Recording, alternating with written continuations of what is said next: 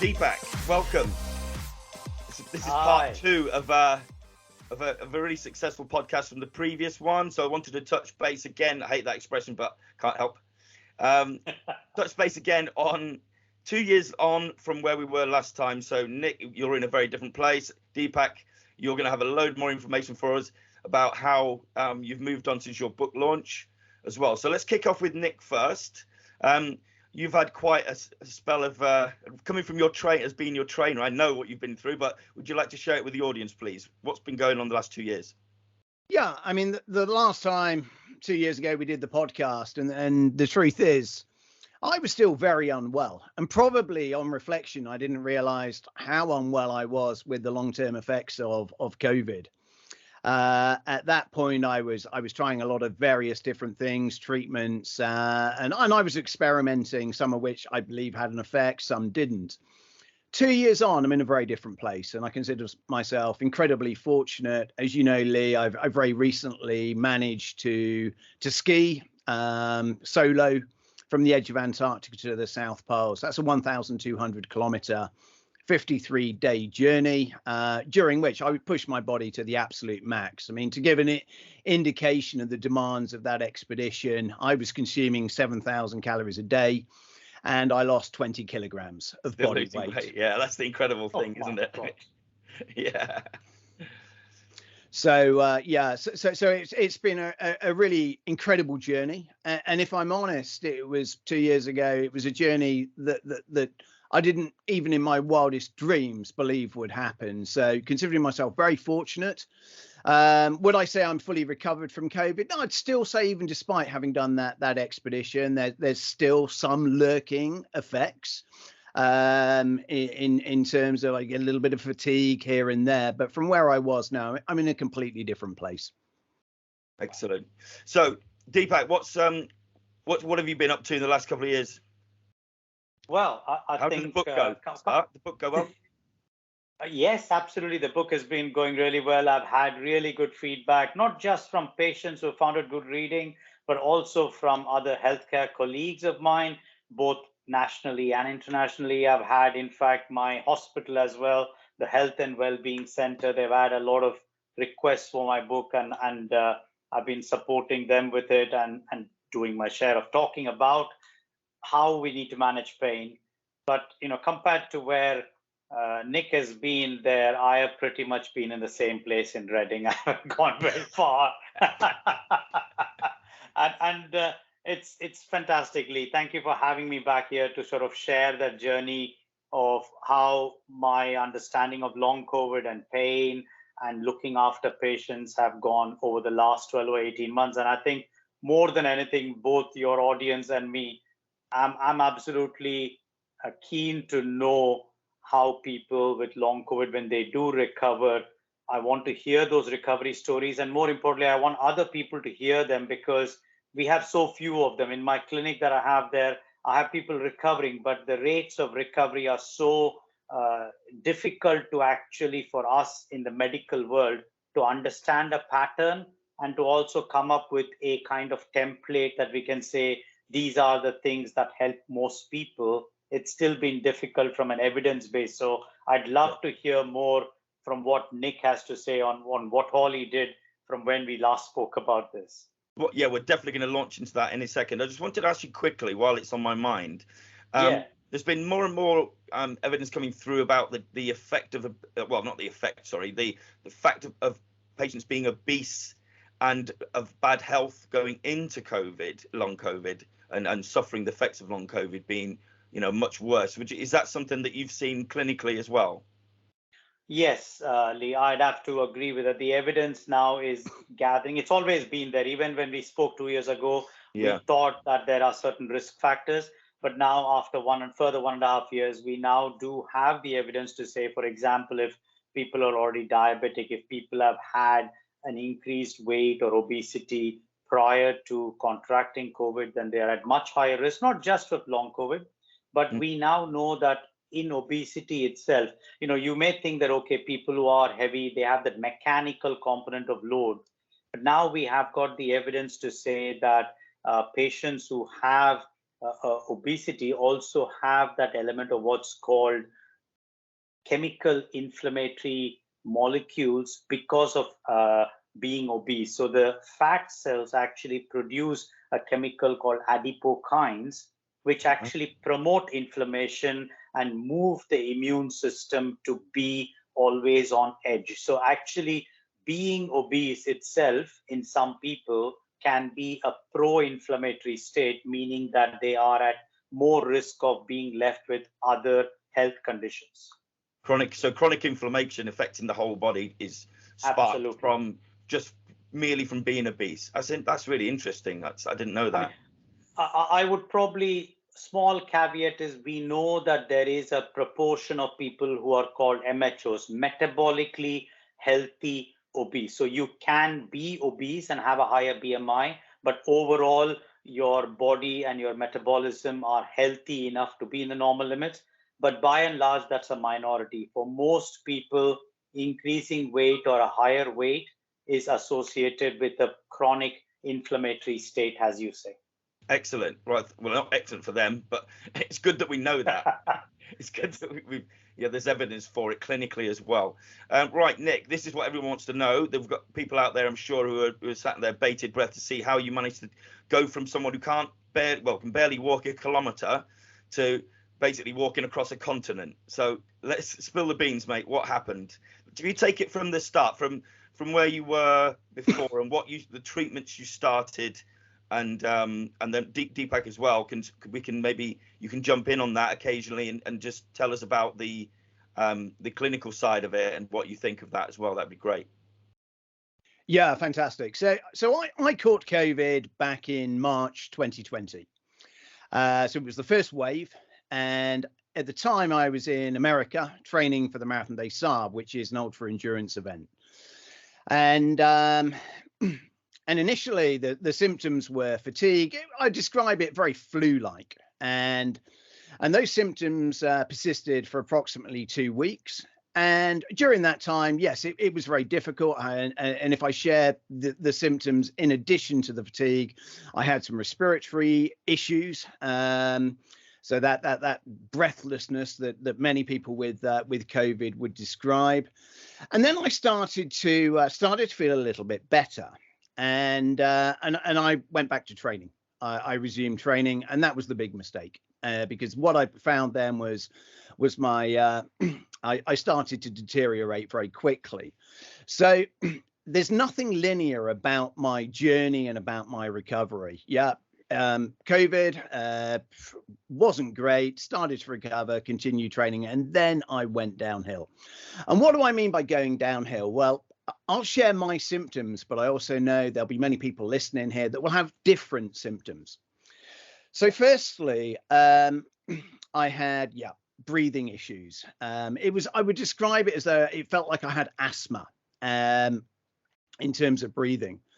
I had a fatigue, and fatigue is probably not really the best description of it.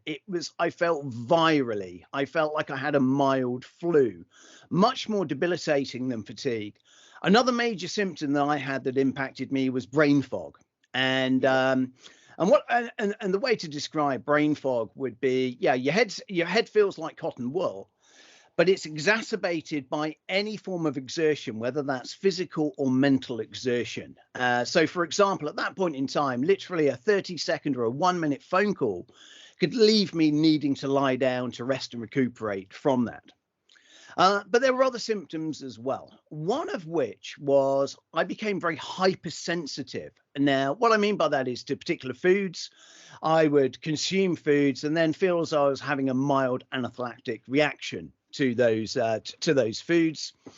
And also my breathing would correlate with things like being in contact with pets. So again, if I was in contact with a pet, something that would not have impacted me at all before, I would start to react, both in terms of breathing, but also I could feel my throat tightening. Again, a mild anaphylactic reaction.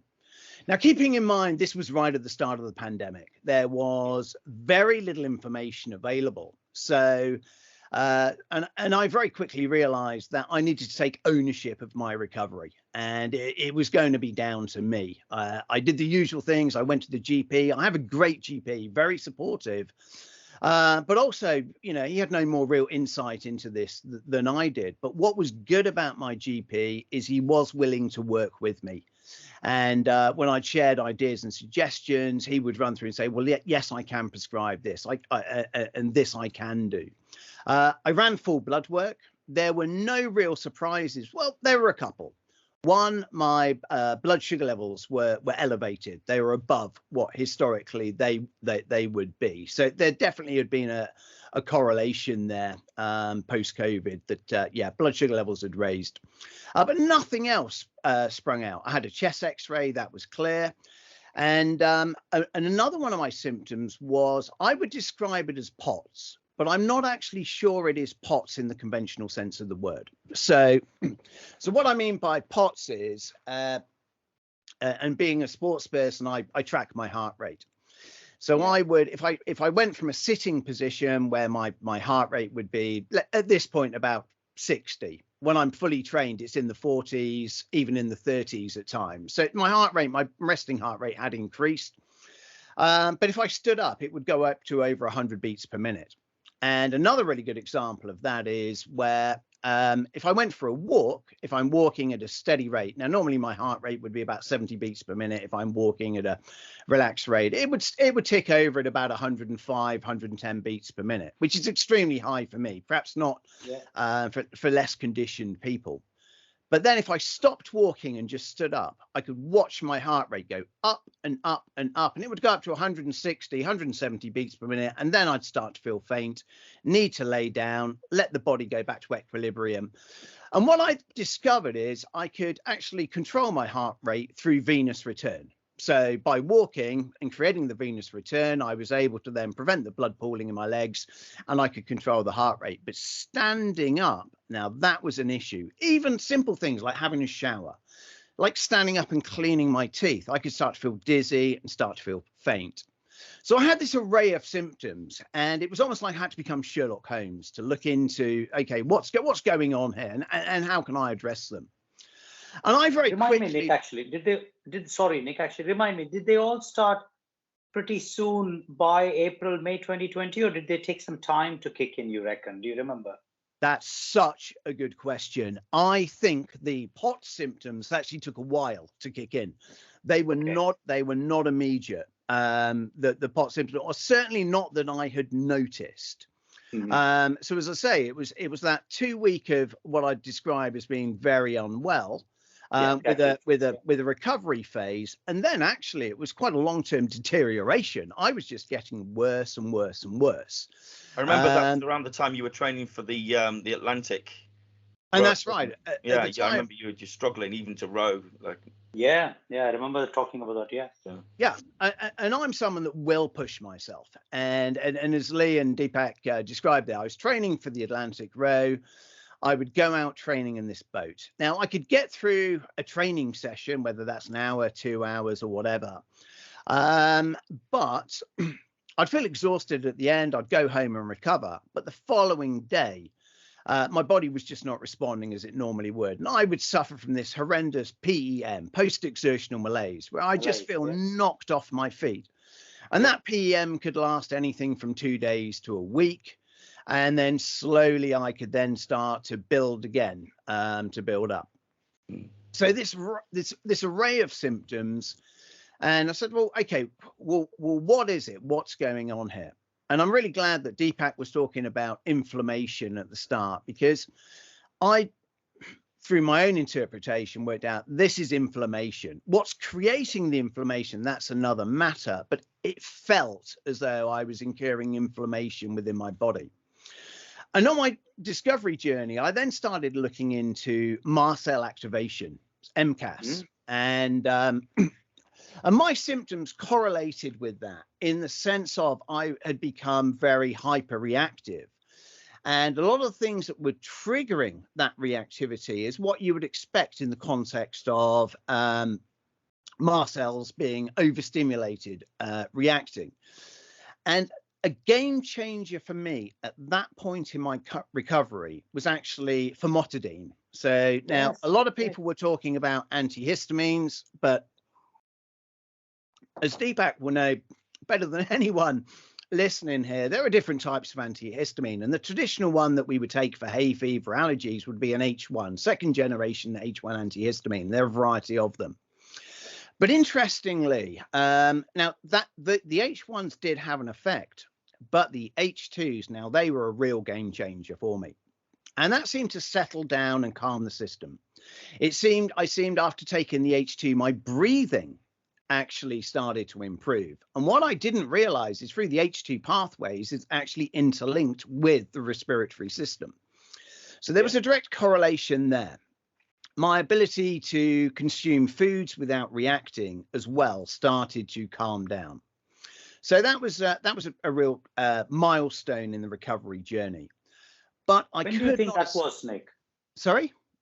Do you remember when that was? Was it like pretty early in the 3 or 6 month period towards the end of, or were you on it when we spoke? Did you start the famotidine by the time we'd spoken the last time? Yeah, I was on the famotidine when we spoke, and I started taking famotidine about 3 months into my journey, and that was where my GP was very supportive. I said, look, this is a piece of research that I have done. Yeah.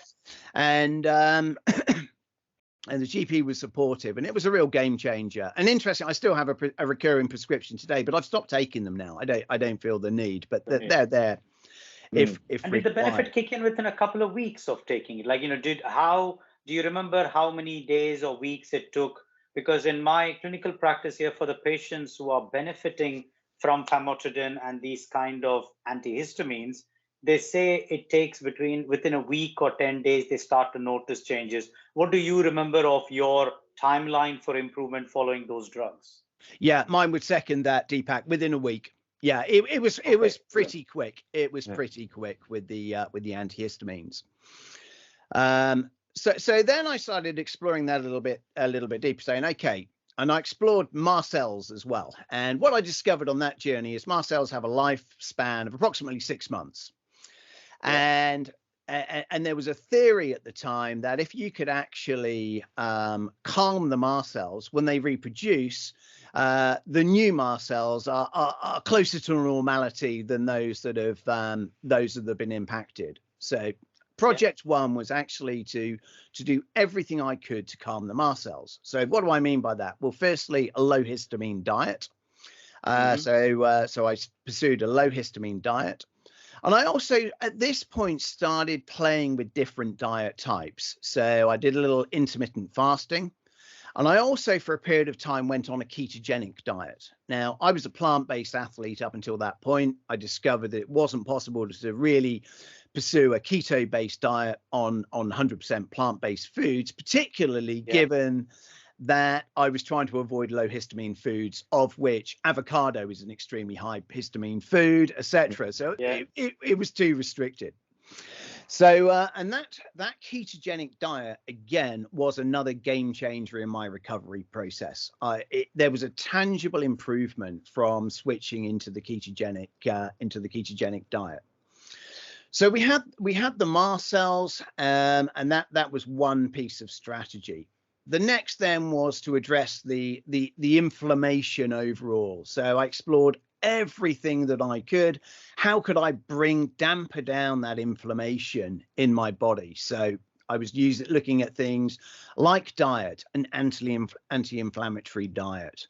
I was also being really careful at this point with exercise, because it became really obvious that exercise was creating an inflammatory response in my body. Just let's before you move on, mate. Let's just look at that anti-inflammatory diet. So just give a quick breakdown. What kind of foods were you taking on with that? Yeah, so I was really going. Is there an overlap between keto and anti-inflammatory? Like, how much was a commonality between what is considered as ketogenic and anti-inflammatory? Are they part of the same thing, or do you feel there were different things that you had to move to? Yeah. So I cut out the obvious thing. So sugar. So I cut sugar out of my diet. I cut out all refined foods from my diet as well. So I started eating very, very clean foods, but also keeping in mind that I needed to avoid high histamine foods. So if I was to throw out high histamine foods, or alternatively foods that can create a histamine response in the body. So spinach would be an example, bananas would be an example, tomatoes would be an example. But then when you start to get into other foods, such as fermented foods, so things that you might think, well, actually, and I'm going to come on to gut health in a minute, because that was another area of focus. But you might say, well, actually, things like sauerkraut and what have you, which is the mainstay of a healthy gut when we're consuming these foods, actually, they were off the menu for me because they did have created a histamine response in the body. Really? Okay. I then looked at probiotics. And probiotics in themselves are a real minefield because there are different types of probiotics. And interestingly, some of them actually, as a byproduct of their reproduction and feeding, produce histamine.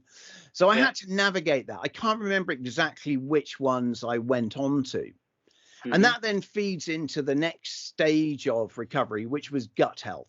And I spent a lot of time working on gut health, and I had a program for that. So, for example, in the morning, the first thing that I would do is consume inulin, the prebiotic, bring that into my body. An artichoke, maybe. Yeah, artichoke. So in essence, we're talking about non-digestible soluble fibers to feed the good bacteria. And also, as we all know, the gut microbiome will change depending on diet. So I was just trying to ensure that I was consuming a lot of real whole foods. At this point, I was going back towards the plant-based diet, but still consuming high quality animal products. But then into the animal products, because they become a minefield relating to histamine. What I was doing is going to the supermarket and buying the freshest product that you could buy. And the reason for that is if an animal-based product sits on a shelf, over its shelf life, the histamine will build up. And also looking at typically lower histamine meats as well. So lamb, for example, which is a low histamine goat, is it? Goat. Meat. I didn't know about goat as well. I would avoid minced beef because the surface area of the beef again promotes the breakdown and the histamine. So if I was consuming beef, it would be as new as possible. So it's not aged meat because again, with the aging process, the histamine builds up. Right. And so that became. It almost feels like, Nick, you've done an extra diploma course in nutrition. Now, tell me that you had somebody sort of helping you with this, or are you now a big nutritional expert, or have you always understood how your body works, and have you always been very careful with your gut health, as it were? How did that happen? Great question. Now, I've always had a fascination with health and fitness, and I'm actually a qualified sports nutritionist as well. So I did have some advantages going into this process. I also had some other advantages in that I was, I didn't have children. I was fortunate that I was able to, in a position not to work. And the truth is I couldn't have worked, and certainly not at a sustainable high level as well. The fatigue would have been too great. But it was a very, very expensive time in my life. It was an extremely expensive period. Not earning and all these various treatments were pretty close to bankrupting me. And then linked into diet, I started exploring different supplements that might have an impact.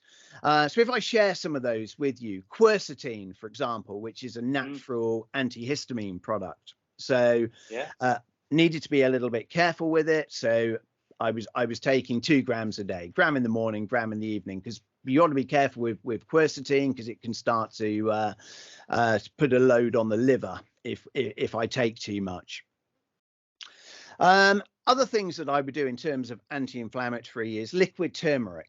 So I would use turmeric for its anti-inflammatory properties, but again, liquid format. I discovered on my research that that variety has a much greater effect. Vitamin C. again, vitamin C, anti-inflammatory, and it's got a smaller amount of antihistamine properties as well.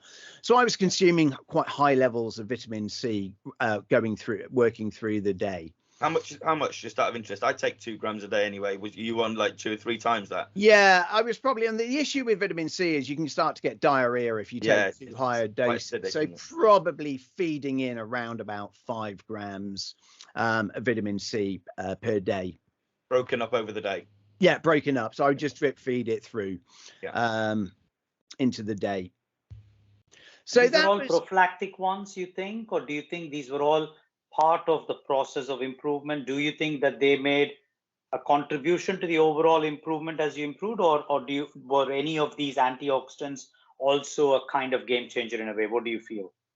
No. So if I was to say what were the game changers in terms of the initial game changers in terms of pharmaceutical drugs with the famotidine, in terms of the over-the-counter supplements, game changers for me were magnesium. Right. And one of the reasons with magnesium, I know we're jumping around a little bit, going on tangents, is I found it very calming. Because another issue that I had was I had an overstimulated fight or flight response. Now, and this goes into a slightly contentious area, because did I feel anxiety? Yes, I did. I'm not naturally an anxious person. But if I was to say, if you describe my symptoms, how I felt in my head, I felt as though I was stuck in this highly wired fight or flight state. But I also believed, and I still do to this day, that this is not a psychological. It was not being caused because I was in a state of anxiety, which I know is one of the things. Certainly in my instance, I genuinely don't believe that was the case at all. But the byproduct of the inflammatory response in my body meant that I felt anxious. So I started then to explore this a little bit more, and I got into started looking at the parasympathetic and the sympathetic nervous system, i.e. the vagus nerve, which is the piece that ties this all together, and started to discover that there were things that I could do to calm that fight or flight response. As I say, magnesium was one of them. Another one in terms of supplements was actually omega-3. And so I would be taking about 6 grams of omega-3 per day as well in form of supplementation. But coming back to the to the question about what supplements personally did I think were game changers, I actually think niacin was a game changer for me. But the flush variety of niacin. And for those that don't know, niacin is one of the B vitamins. And if you take the flush variety, it does as described on the tin. You can feel for about an hour, quite red-faced. But actually, if you take it with food, it has less of an effect. Another game changer supplement that for me was actually NAC. Now, NAC is described as the master antioxidant. Deepak, you'd probably be able to give much more insight into the mechanics and how that works, how effective. Yes.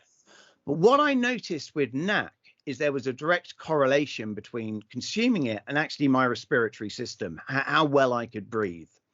And I think on my going back in memory, I understand that NAC is used in high quantities intravenously, actually for exactly that reason, for people that have excess mucus within the respiratory tract. So there was some science there, and everything that I was doing at this point was trying to look into researching and do everything on a take a very science-backed approach to my recovery.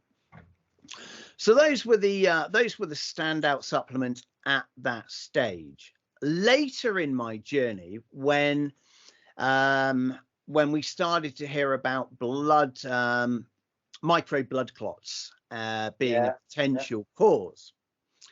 And that resonated with me, and that definitely made some sense. So I then started introduced nattokinase into my diet.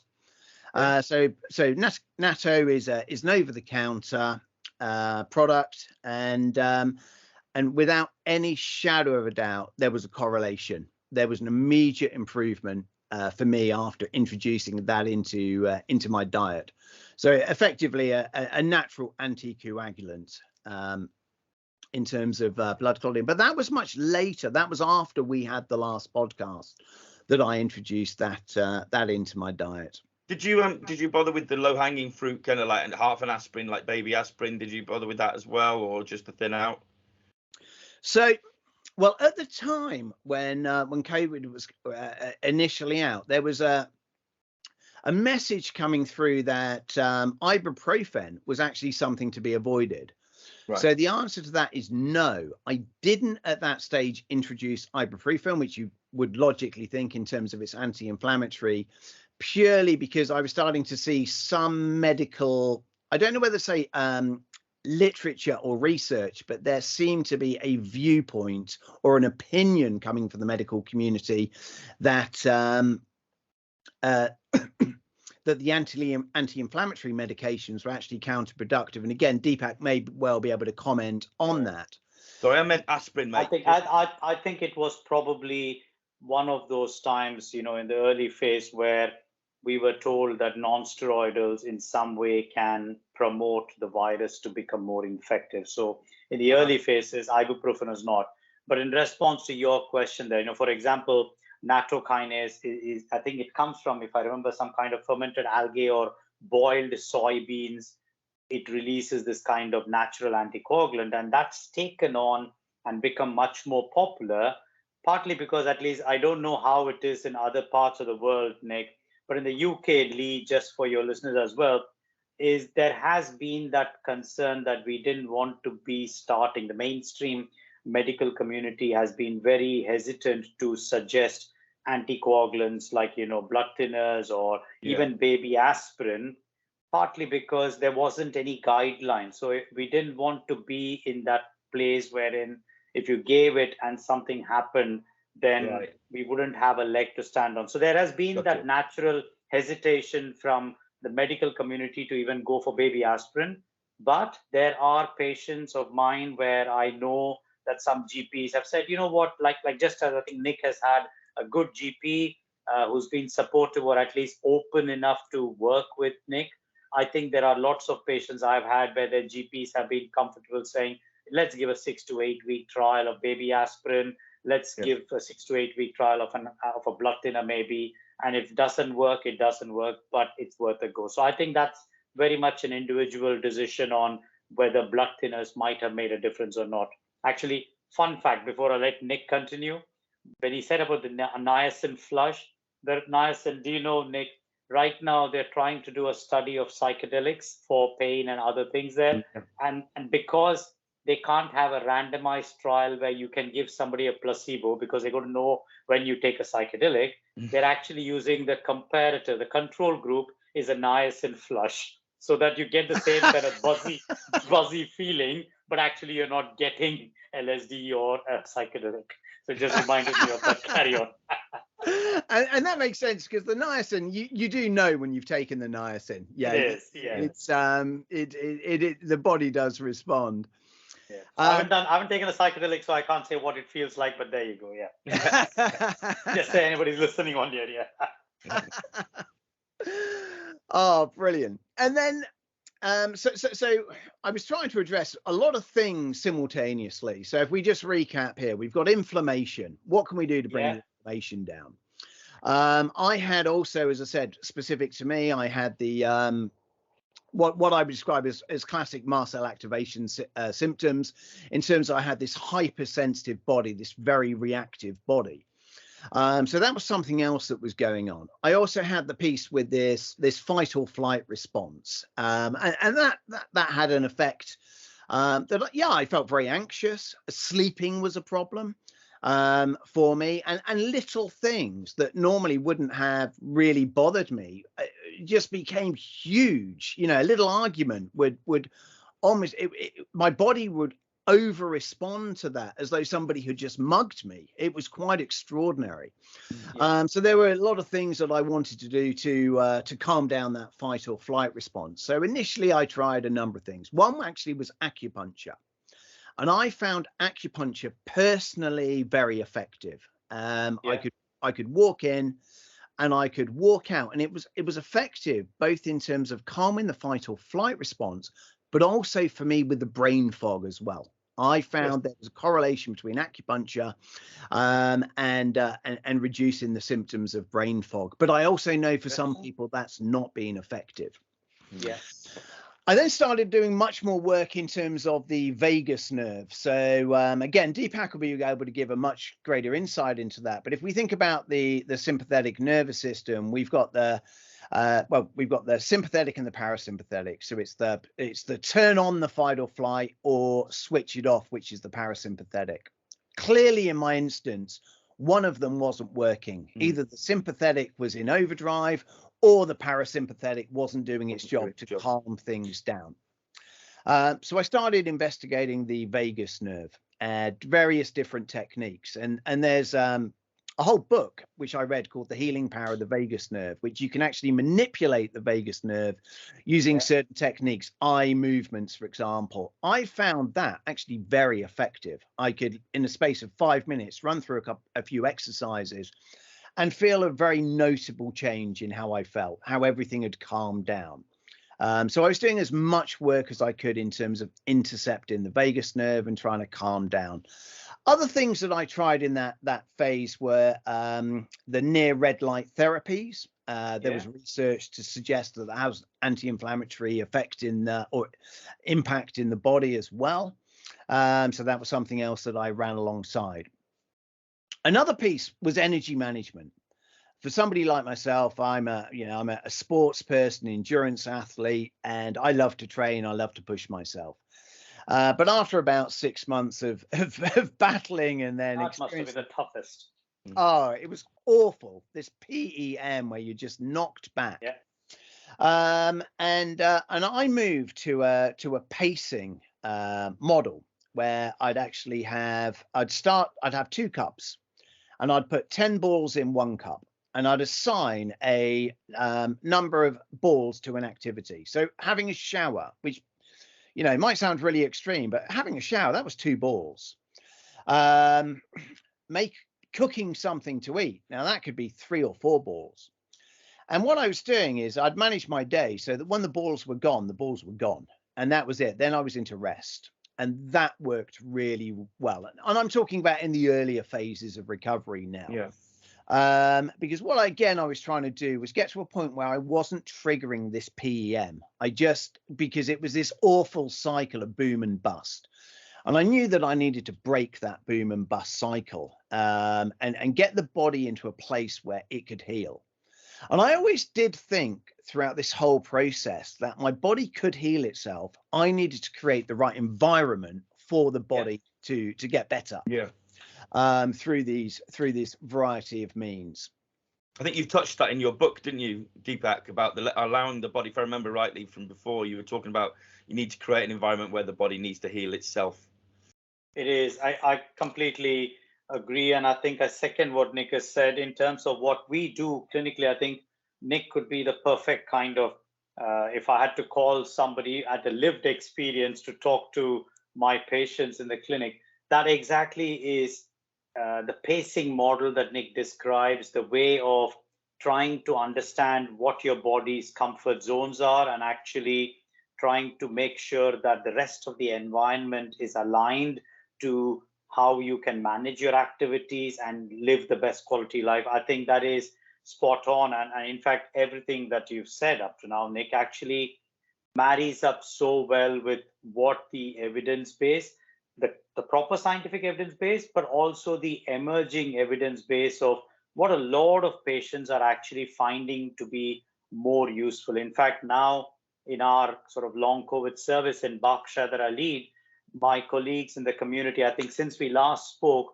we were able to set up the rehabilitation arm in our community for our long COVID patients. And the biggest focus is on pacing, understanding pacing, because as healthcare professionals, even we struggle with actually implementing pacing the way it's got to be done. So I really love the idea of that the ball, actually, it's a very visual representation. We talk about the spoons and there. So actually, you taking that effort to, here's 10 or 12 balls. I'm starting my day when I've done it. I'm going to put this into another bowl, and when those 10 are finished, I'm going to rest. That is a wonderful way of actually bringing alive pacing to manage that. So I think it's important to not only get that pacing right, but we actively talk about how can you optimize your environment, how can you talk to your family members on what your needs are and what you can do and cannot do. And we support patients with what to talk to their managers or their employers and saying, this is what I can do, what can my environment look like and my ecosystem be shaped so that I can come back to work and still feel productive. So I think it's really great to hear those aspects there. I mean, coming back to you, Nick, actually, one of the things I did want to ask there is, has you moved and, how long do you have to do the pacing for? Are you still engaged in that form of pacing strategies even now? And how long did you think you took to kind of get pacing under your skin, from finding it difficult to do to becoming second nature? Yeah, a brilliant question. So the pacing I introduced in the summer of 2020. So it was so I caught COVID in March 2020, and by July 2020, so March, April, May, June, July, so 4 months in, I realized that what I was doing, trying to push through, just was not going to work. And it was at that point, it was in the summer, that I surrendered to COVID. My usual approach was just backfiring on me. And it was then that I introduced pacing. It was at that point that I brought in the ketogenic diet. The other thing that I would do, because being an outdoor person, I found sitting in a house really unhelpful, is I would either drive myself if I have the energy, or my partner would drive me 5 minutes to a place where I could sit by a river. Didn't have to walk, because on a couple of occasions where we even parked a little way away and I did try and walk, I passed out. I had 2 occasions where I actually passed out. Wow. But I could get close to the river, and all I would do for hour on end is just sit outside in nature. During that time, I would just do anything that I could to calm my mind. So I would listen to meditations, for example, mindfulness apps, sit there doing my vagus nerve work. So I treated recovery as my full-time job. And as I say, I was so lucky to be in a position to be able to do that. And even at the time, I was thinking about, how could somebody possibly with a family, how could somebody with a job actually manage? Because I know that I wouldn't have been able to at that point in time. And from there, then the improvement started to come. But as I say, it was non-linear. It was very up and down. At times I was thinking, great, I'm getting better. This is brilliant. But the problem was when you started, and it was a snakes and ladders game. But when you were going down a snake, it was psychologically really hard to cope with, and that was something that I found very challenging during that period. Is how do you maintain a good headspace when all of this is going on? Because your world is falling apart. It really is falling apart. It's quite invisible. It was also linked into that was, how do you engage with other people? I was lucky. I've climbed Mount Everest, so I didn't have people saying to me, Nick, it's all in your head. Oh, you just need to pull yourself together. But I know that for other people that's not the case. And the perception of their family, their friends, certainly with this weird chronic illness where there are signs of recovery, you go back down again. I think people find that very hard to understand and to relate to, because normally in traditional illness, you're ill and then you get better. But in this instance, it just didn't work like that. So things that I did, I actually was very selective about people I allowed into my life during that period of time. And people that were mood hoovers, energy vampires, I just didn't have any tolerance for it at all. So I cut that out of my life to ensure that the only people that were in my immediate sphere were people that were energy givers, that understood the situation.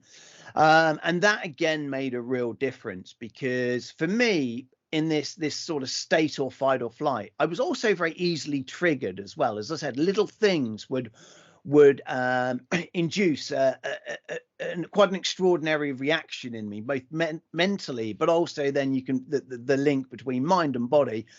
That's quickly followed up then with a physical fight or flight response. I could feel the adrenaline coming into my system.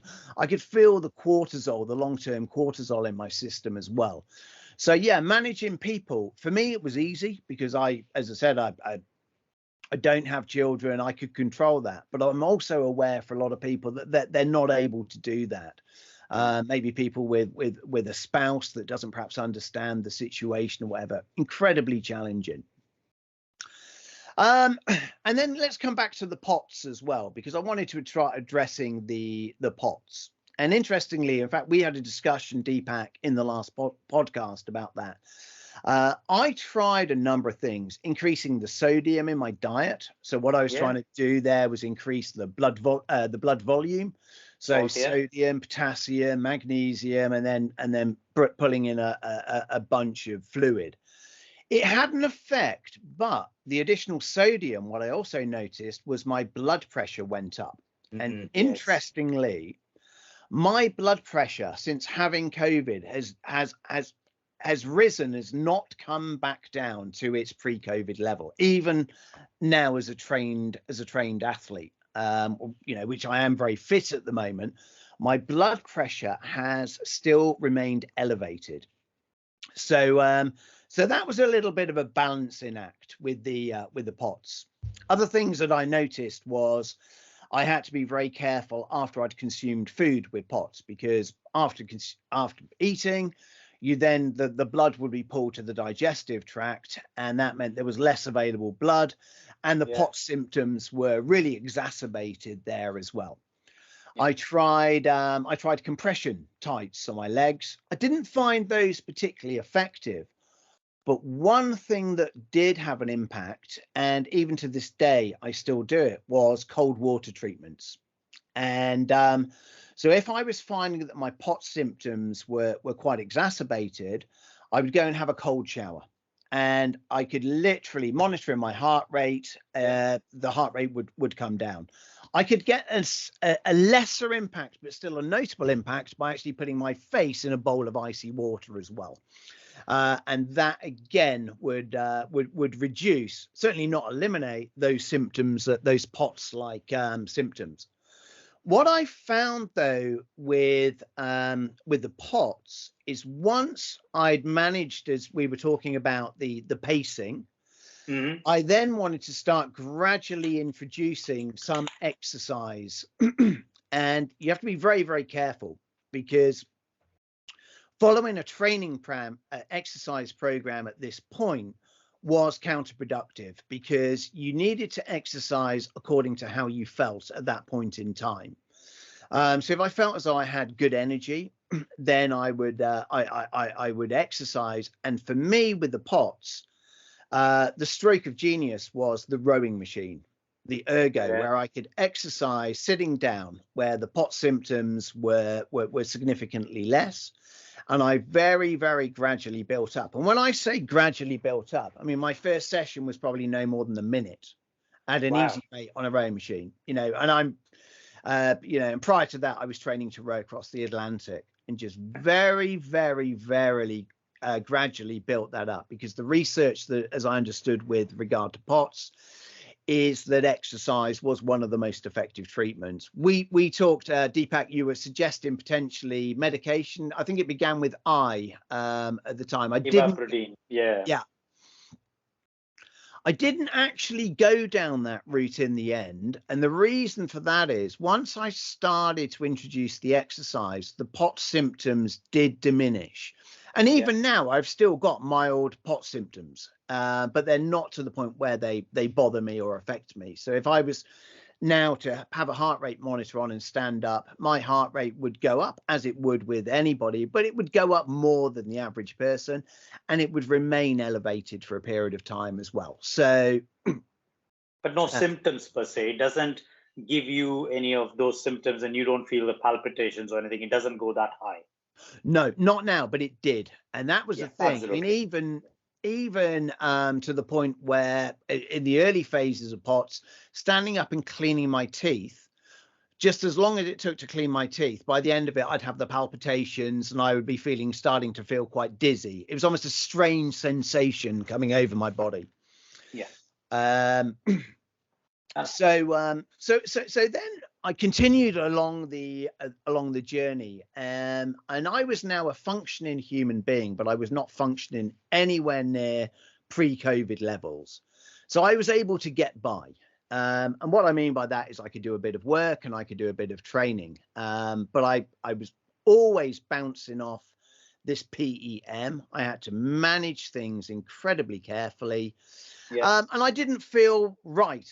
I didn't feel quite right in myself as well. That feeling of fight or flight anxiety was lurking there. And I just wasn't the human being that I was pre-COVID. So another game changer on my journey occurred in December 2021. And that came about. My partner actually worked for American Express, a US company, and we had a place in the US. So I took a block of time to focus on recovery. So I took a 3-month trip to the US, but it wasn't just to chill out. Also, at this time, I'd come across a protocol from Dr. Peterson that was under clinical trial. Now, some of it made sense to me, some of it didn't. But I was at the point where I would just try anything. Yeah. And there are a number of medications. Yeah. Now, I didn't go on the full trial, but there were a number of medications that I wanted to try that I knew I was going to have an issue sourcing in the UK. So I went to the US where it was fine. I could get the prescriptions from the US, and these medications, I took them at the same time. So what that means is it's really difficult for me to say what worked, what had an effect. And this, again, Deepak may be able to give more insight. Yeah. But one was low dose naltrexone, LDN. Yeah. And I'm reasonably confident that had an impact. And I didn't take a very high dose either, 1.5 milligrams per day. Yeah. But I also took that in conjunction with a SSRI called Fluvoxamine. And reason for Fluvoxamine, because its intended purpose, I think it's a SSRI that's used for OCD. I mean, I think that's its primary clinical usage. But it also differs to other SSRIs, as I understand. One in that it has anti-inflammatory and also antiviral properties. And the LDN and the Fluvoxamine I thought were a game changer. So I started taking them, felt a bit odd for a few days. They were a bumpy few days. And then my body went into a state of rest. It was quite extraordinary. And what happened then is I just couldn't stop sleeping. So for several weeks, I would sleep at night. During the day, I would have multiple naps during the day as well. So I went from being what could be described as probably a clinical insomniac, where I was getting no more than 5-6 hours sleep a night, through to sleeping, and I could really feel a change happening in my body then. And after that course, after I'd started that medication, I then started to train a little bit more vigorously than I had before, and no PEM. So I started pushing harder and harder and harder with the training, no PEM. At that point, I was able to get back to running, and running has always been a passion of mine. But throughout the whole recovery journey, if there was one thing that I could guarantee would result in PEM, it was running. Just an easy 20-minute jog. I knew I'd be in bed the next day. So I tried with a few little jogs, absolutely fine. So longer runs. And for me, that was a real step change again in the recovery. And it was that step change that allowed me to say, yeah, maybe my life dream, which was, it's called 71 Challenge, to climb the 7 summits, ski to the North and South Pole and row across the Atlantic, was back on. So I committed then to the South Pole at that point to attempting to ski across the South Pole. Would you say that's the point where you you turned a corner and you started to think, right, this is back on? Yeah, so and that it coincided with the trip to the US and to the two medications, low dose naltrexone and the fluvoxamine as well. So the SSRI. And you had all the other supplements, but you're doing also some of the other complementary therapies. Did you get any other treatments in the US at that time that might have contributed as well? No, the only thing in addition to that, Deepak, was I had another vaccination, and this was the Pfizer vaccination. Prior to that, I'd had two vaccinations, which were the AstraZeneca, and I had the Pfizer. So if we were to say the other treatments remained as they were. So at this point, I was intermittent fasting, eating in an 8-hour window. I had a supplement program. There were more on the supplement program than I described, but I've singled out what I believe were the quote high hitters that went through. Sorry, just to link into that as well. One thing that I did use as a supplement was melatonin in the evenings as well. Not just because of because it obviously is a sleep aid, but also for the anti-inflammatory impact that melatonin I discovered on my research journey has. So that just fell into the what can I do in terms of minimizing inflammation, and along with magnesium and potassium as well. So I had my supplement routine was quite complex. I'd have my gut health first thing in the morning, water soluble vitamins like the B vitamins and what have you next in line. Then with meal one, then I'd start introducing the fat soluble vitamins. Coming into the evening phase, anything that had a stimulatory effect would be out. Moving into the evening. So yeah, I had quite a military, if you like, supplement program. He can take all this to the US and actually not get asked by customs on how many pills is he getting into the place. And some of them as well I just bought while I was in the US, when they needed topping up. But since having COVID, it's quite interesting wherever I go. I don't just have a multivitamin, a bottle of multivitamins. It's quite an ordeal with got a case for your clothes and a case for your pills. Yes, Dorset box now. Yes, next box. Well, that's brilliant, mate. So from there you went and up the training and started, and you kind of where you are now, I'm assuming.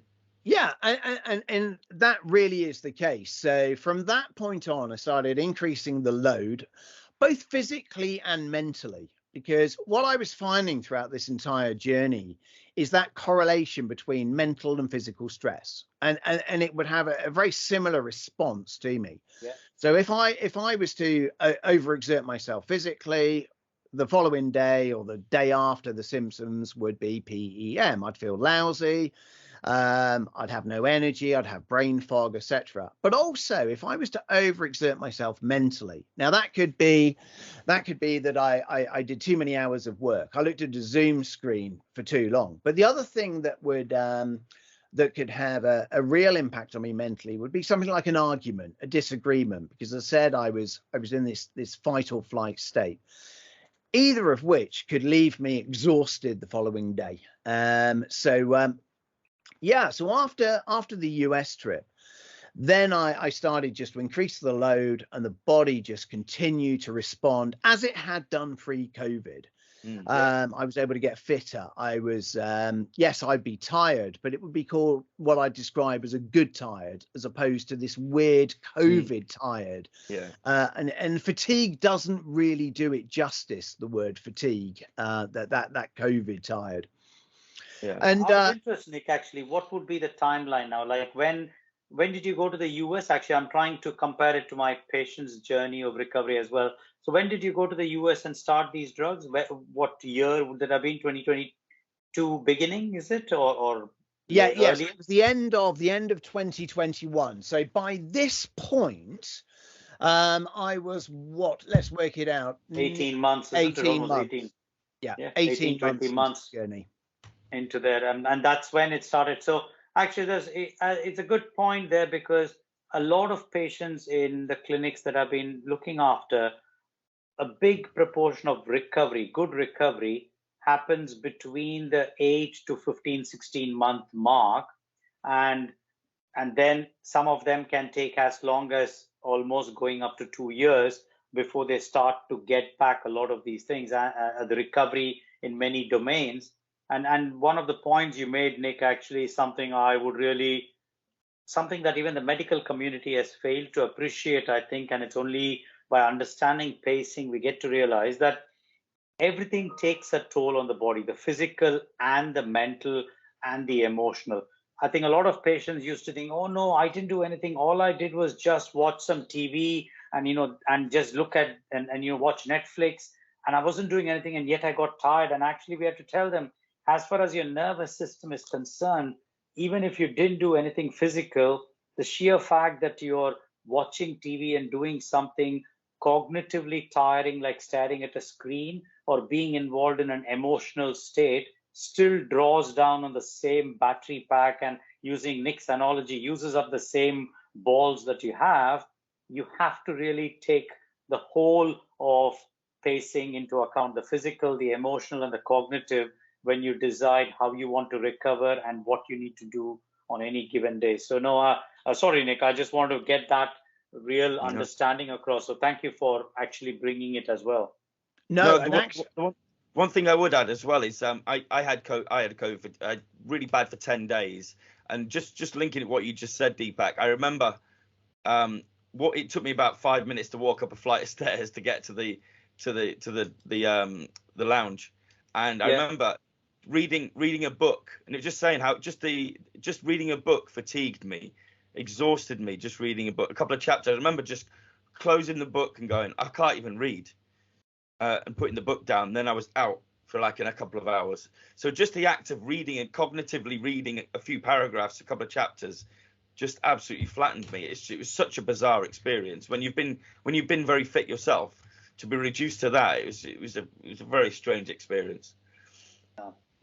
Definitely. And again, Deepak, thank you for bringing that up, because that's really prompted me to talk about what is recovery. I found that sitting down and watching TV was not recovery at all. And particularly if that TV was quite stimulatory, whether it's something with a high drama, a lot of action in it. Yeah. And for me, recovery needed to be something that was what I would call concentrated recovery, whether that was a mindfulness, doing some mindfulness, sitting in nature. But yeah, time watching TV, time watching YouTube on the laptop, time on the phone, it's not even neutral. That is another drain on the battery bank. And I had to be at this point, because I had such a limited amount of resources, and I wanted to use them on research for recovery. I had to be very, very careful there. So yeah, what the TV, the laptop, that was purely for recovery. Purely for research. But as for recovery, no, that meant, and this I found quite difficult as well. I actually found this piece quite difficult. That meant the laptop was down, the phone was away. As Lee said, even reading a book, I found overly taxing.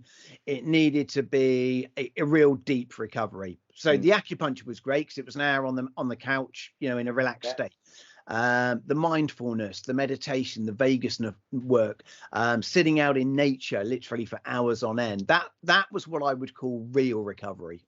Yeah, interesting. So if I go back to you, Deepak, the one thing I was going to ask you, and this I don't want to sound, after all you've just spoke about, Nick, I don't want you to take this the wrong way. There's regression to the mean. Do you know what I mean by that? Where you would naturally get better anyway. So how much of this is influencing that? In other words, if you'd have taken none of that, would you be in the same position now, do you think, or has it speeded the process up? Do you follow me?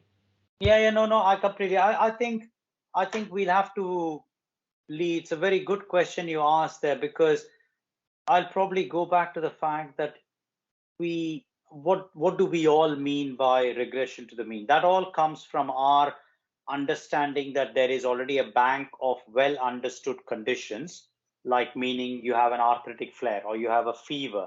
And so regression to the mean came as a concept that if one did nothing, it would go down in 6 weeks, because somebody had established that the normal is 6 to 8 weeks. And so regression to the mean can happen independent of how we do anything, because the body would have recovered anyway. Yeah. What has made COVID, and especially long COVID, challenging is the way the virus affected the immune and nervous system was very distinct to what any of us had actually read about in our medical textbooks. So regression to the mean as a concept was very difficult to apply, because that's what the entire medical community was doing. They're saying regression to the mean is 3 weeks. A viral infection, you get a virus, you recover, you should be all right in 3 weeks. And so anybody taking longer than that, it's just your problem. You need to get a move on. Yeah. I think that's what I think people have pushed back and said, no, it's not regressing to the mean. We are genuinely struggling, and we need to be believed, and we need to be researched on. And there's a whole bunch of us that have suddenly popped up out of the woodwork. Do some research on us and actually establish. Don't just say it's regression to the mean. Everybody who's recovered, which is 90% of the population, that's fine. The remaining 10%, you know what, just go hide under a carpet like the CFS and the ME bunch. That's what I think the long COVID community has really pushed hard, and the doctors within the long COVID community themselves have realized that that is something we need to establish the research base to say what's happening in conditions like this when the regression to the mean doesn't seem to be happening, and people are having to try different things to get their systems to calm down. I must say that this story of Nick and a lot of other long COVID patient recovery stories. So, I think Nick is clearly the example of someone who's actually once recovered, taken it to that point where they've been able to get back to their life goals and activities. And different patients of mine have been able to recover somewhere between, as I said, the 8 to 20 months, 2-year mark. But there are a big number of patients who haven't recovered, unfortunately, for whom effectively this is a new long-term condition, and they are now fighting for disability rights. They are fighting for work compensation. In fact, I think the BBC Panorama had a program in February which talked about the fact that there are key workers who have now lost their jobs, their livelihoods, and are not getting any compensation for a condition they believe happened and started because they came to places of work which were at high risk of them catching it. So I think this year we'll probably see the political side of the ramifications of long COVID, but at the same time, clinically and medically, I'm hoping that some of the research trials that were started a year and a half ago in the US, and maybe some of them that are going on in the UK, they'll start to throw out some actual maybe tests or biomarkers or something that gives an idea of what the virus has left the nervous and immune system with. Yeah, that was the next thing I was going to ask you, Deepak, as well. Is I know you've got to be careful because a lot of it is anecdotal, and it must be very frustrating to you because clinically you've probably seen things that help, but you can't say it does because you don't have the proof, the backup, the research done. But just from what you know from in the last 2 years, is there anything stand out that you think people listening to this now who maybe are still suffering from the effects of long COVID or any post-viral syndrome that you would advocate they start doing like immediately, just like a top 5 or top 3 or something that you can think of now? So I certainly, both from the medical community side and from what patients have actually told me, I would be probably of the opinion that you can start and you should think about the possibility that some parts of your immune system are over functioning. So for example, the mast cells. So things that I definitely do ask them to think about is consider the concept of the anti-inflammatory diet. I think the low histamine diet can be quite restrictive in terms of most people have told me that they need a nutritionist or someone to support them through it. But I think the principles of an anti-inflammatory diet that they can get started off. the use of supplements, which Nick has really talked about, and I actually recommend. So when they come to the clinic there, I try to retain that open face of, what is it that you'd like to try? Because as far as drugs go, I do not have a clear-cut drug for all your symptoms. I think if you're having breathlessness as a main issue, GPs and my local area, we are happy to consider a trial of inhalers if there is some evidence that the lung function is impacted to a certain extent. We are happy to give a trial of antihistamines if there is a suggestion that there is a lot of these sort of tummy problems or skin issues, then we think that the immune system and the mast cells are probably active there. When it comes to the diet, I definitely push the anti-inflammatory diet, but also I recommend them N-acetylcysteine. I talk to them about the possibility of looking at vitamin B1, B2, and B6, which is niacin, riboflavin, and thiamine. And I give them the possibility that these ones, if they go for it, they are likely to notice improvement. Of course, vitamin D and C and magnesium are the other three things that I talk about. So these are all things that your listeners can get started, and definitely, absolutely would encourage trying out the supplements. The evidence base, I agree, is still emerging, but my rationale is actually these do not cause harm. And I think in that situation, giving these a trial for 6 to 8 weeks, I would definitely encourage. So the diet aspect, then the third aspect is this concept of calming the immune and nervous system down. And I think I talked about it in the last podcast as well. And right now, the research after 1.5 years is still quite strong for saying that at this point, until we know whether this is a vascular problem or an inflammation within the blood vessels that may be contributing to it, calming the immune and nervous system down is still a very good strategy and is a safe strategy to do. And if you want to try these kind of vagal nerve maneuvers, like I think the cold water one is the simplest thing. So I tell patients at the end of your shower, if you can, the last 30 seconds or maybe a minute, if you can just get a cold shower, turn the water from hot to cold, that's a good start. Or a bowl of ice water and just splash it on your face, then that's a good start in terms of soothing some of the systems. And that's going to be sort of part 3 of using systems to calm your vagus and your immune system. I think the fourth aspect is probably in terms of what they can get. I would urge them, maybe this video itself, about how Nick has done the pacing. I think paying attention and understanding and realizing that physical, cognitive, and emotional are all coming out of the same energy battery pack is a very useful thing. So many patients suddenly realize, oh my God, I have always thought that reading a book or watching TV is resting, when actually it isn't. And making that change itself leads them to realize that there are so many ways that things improve. I think that's probably 4 points that your listeners great. Can get started on immediately. That's fantastic. So we've been going, believe it or not, we've been going 1 hour and 15 minutes. Isn't that? Michael, really? I know. So we'll wind it up there. I think that's been fantastic. Thanks so much, Nick, for taking us through your recovery process. That was awesome. And long may it continue, mate. You come back even fitter and stronger than you were. And thanks again, Deepak, for your contribution. That was fantastic. And please let us know if there's another book on the way, and I'll put some feelers out for you. We'll keep you informed on there. What is next target? What's your 2023 physical challenge, Nick? It's done the South. Yeah, so the next one is the North Pole, and that's actually kicks off on the 1st of April, so less than a month now. So I've got the North Pole in April, and then rowing the Atlantic in December. So I finished the South Pole at 75 kilos, back up to 90 now, but the target weight for the Atlantic's 100. So still eating and training. And after the South Pole, to be honest, feeling pretty good. So, yeah. Wonderful. Oh, well, I wish you the very best of luck. But thank you, Lee, for having me on the Mature Muscle podcast. It's been really good sharing. Yeah, no, thank you. Thank you for coming on again. I really appreciate your expert contribution, Deepak. And all the best. Thanks very much. Thanks, Lee. Absolutely. Thank you, guys. Have a good day.